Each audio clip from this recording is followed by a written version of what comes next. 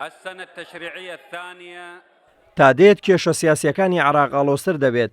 ئەنجومەنی نوێنەران دابەش بووە بەسەر دوو بەرەی دژ بە یەک، بەرەیەک کە بە ناوی ئەنجامدانی چاکسازی ماوەی زیاتر لە هەفتەیەکە مانگرتنیان ڕاگەیاندووە و ڕێگری لە ئەنجامدانی کۆبوونەوەکان دەکەن و داوای هەڵوەشاندنەوەی سەرۆکایەتیەکانی عێراق دەکەن. بەرەیەکی تریش لە هەوڵی بەردەوامی کۆبوونەوەکانی پەرلەماندان بۆ پەسەندکردنی حکومەتە نوێیەکەی عەبادی و پێیان وایە چاکسازی ڕاستەقینە بەو شێوەیە دەبێت. کوردیش لەو نێوەندەدا ئەوەی دەیەوێت هاوسەنگی پرۆسەی سیاسی و سەروەری یاسایە لە عێراق، نەگنانەوەی پشێوی و دووبەرەکی. ڕۆژنامەنووسێکیش پێی وایە دەبێت کورد لە هەموو کات زیاتر لە هەمبەر گۆڕانکاریە سیاسیەکانی عێراق وریاتر بێت. ئەگەر ئێمە نەزانین خۆمان لەگەڵ کام ڕەوتا بڕۆینیان لەگەڵ کام ڕەوت هەڵبژێرین بێگومان ئێمە زەرەکەین. بەڵام کورد ئەوەی کە ئەوێت لێرە عەقڵێکی دیبلۆماسی و لۆجیکێکی سیاسی زۆر قوڵی ئەوێت لە جاران زۆر قوڵتر بۆ لەبەر ئێمە لە بەردەم دووڕیانی هەڵوەشانی وڵاتەکەین.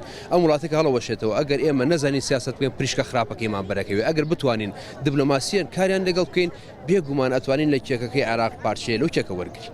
ئەندامێکی خولی پێشووی پەرلەمانی عێراقیش ڕای دەگەێنێت دەبێت کورد دەرفەتەکە بە ڕاستەی هێورکردنەوەی ئالۆزیەکان بقۆزێتەوە. عێراقیی ئارام بۆ کورد باشترە لە عێراقێکی چەفەوزای تیابێ دەوڵەتی مؤسساتی تیانە بێ هیچ جۆرە کێشە هیچ جۆرە دەسەڵاتێک لە عێراق حاکم نەبێت دەستور حاکم نەبێت. بۆیە کورد بە تەسەوری من ئەمەم دەرفەتە بۆ ئاراستەیە بقۆزێتەوە کە بەشداریکی گرنگ کار لە سەقامگیرکردنەوەی وەزعەکەیە چکە فەوزایی کە ئێستاکە ئەمڕۆ ڕوویە ڕۆژەکانی دیکە ڕویاننا لە هیچ کاتێک لە بەرژەوەندی عێراقیەکانەوە بە تەحدیدیش لە بەرژەوەندی کورد نابێت. دروستە فەساد هەیە گەندەڵی هەیە تێکچوونێک هەیە نەوان دامودەستگا و مؤسساتی تێکچوونی مؤسسات هەیە بەڵام ئەو بەدیلەکەی فەوزانیە بەدیلەکەی شێوێنی لە ڕاستیە. ئەمڕۆ کە هەڕەشە لەسەر پێگەکەمانەی لە ڕاستی ئەولوێتەکان نەگۆڕی ئەولوێتەکانەوەی کە ئەم پێگەیە بپارێزین نەک لەبەرەوەی وەکو پێگە و وەکو کورسی وەکو مەنسەبی کە کورد هەیەی لە بەغا ببانە بیپەرستین وەکو بتتاوی لەگەڵکەین بەڵکو لەبەری ئەوانە بەشداری و سەنگی ئێمە لەناو عەمەلی سیاسی عێراق دەرەخات بتوانین ئاماژەکانی پێ بدەین بێت. بەڵام لە هەمان کاتدا دەبێت سینەریۆ دۆمیشمان هەبێت کە ئەگەر عێراق هەر چاک نەبووەوە ئەوە دەبێت مەسەلەی کورد و مەسەلەی